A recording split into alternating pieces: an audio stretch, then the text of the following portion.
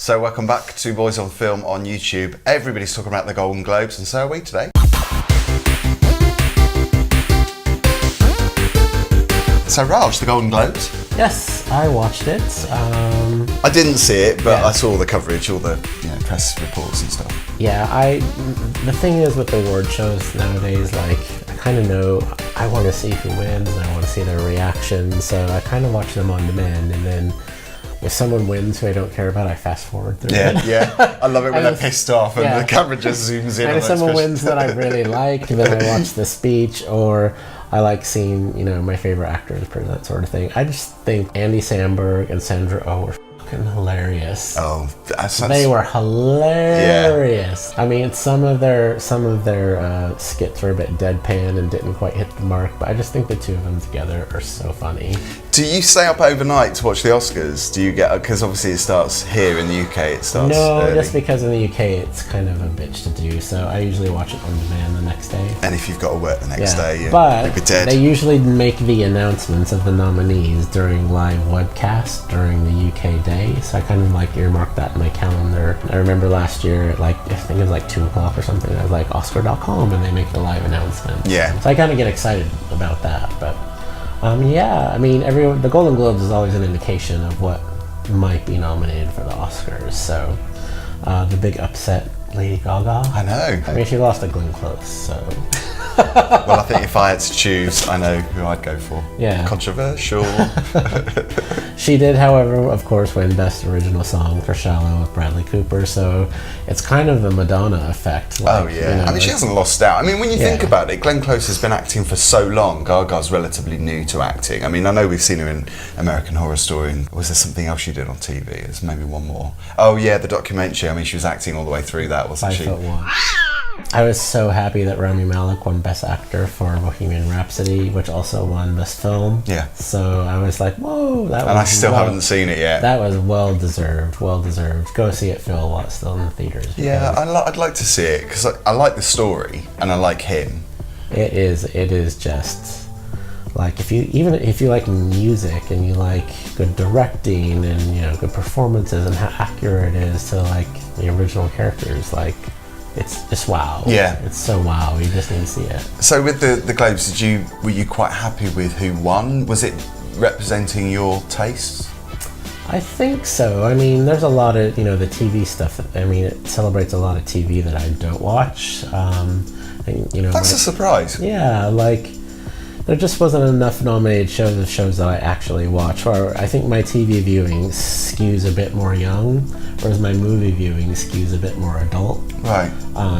So I think that's why. I think it's a bit of a mixture, though. I mean, when you think, because you're really into the superhero stuff. Yeah. I mean, I would say that was quite young, but maybe the dramas aren't. Yeah, I mean, we're talking about shows like The Marvelous Mrs. Maisel.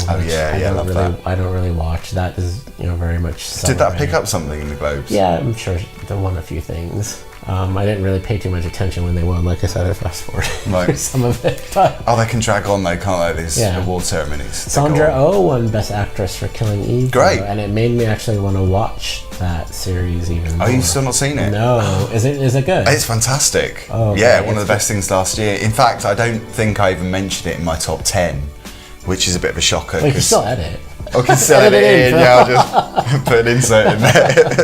Because that was one of the best things I saw last year. Bing, bing, yeah. At the bottom. Because she won, that made me be like, okay, well, I've heard about that show, but now I really want to watch it because I love it. Oh, you'd love it. It's brilliant. I love Sandra Oh. There's a lot of Asian power during the Golden Globes, and they're making it a point with all the jokes and everything to show how more diverse and inclusive this last year in film was with the Me Too movement and everything. Yeah. So I love all that. I just love it. I enjoyed the Golden Globes. Jamie Lee Curtis even got slotted in at the end of Halloween. She looked beautiful as well, what she was wearing. A vision in white. Yeah, she was, and she looked, really kind of unusual, because she looked different to how she normally looks. She didn't have the glasses. No. Yeah.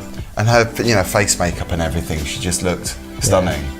I love her rant against the Fiji water girl. Did you read about that? I didn't read about it.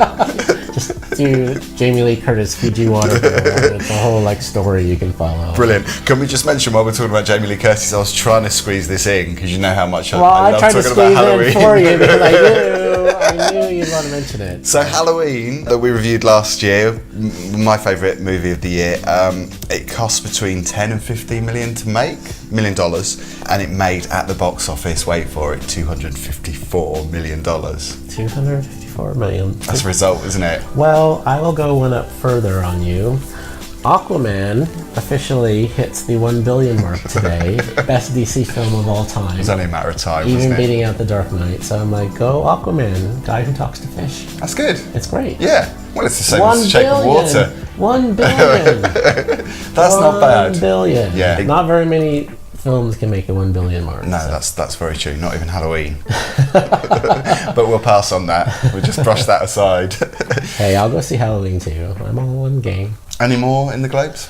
That was my two main things. Basically, it was Bohemian Rhapsody, The Gaga Upset, Sandra Oh.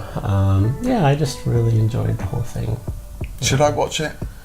You probably get bored with it. I probably would. But if you start doing like I do, just fast forward to the Yeah. you want to see that. Flick through the bed. There's a whole Carol Burnett got a Lifetime Achievement Award. So they still do the things like that. But I just thought being anchored by Andy Samberg and Sandra Oh was so good this year. Yeah. So good. Did you watch the Golden Globes? If you did, let us know in a comment below. If you have enjoyed this video, give us a thumbs up and subscribe if you haven't already.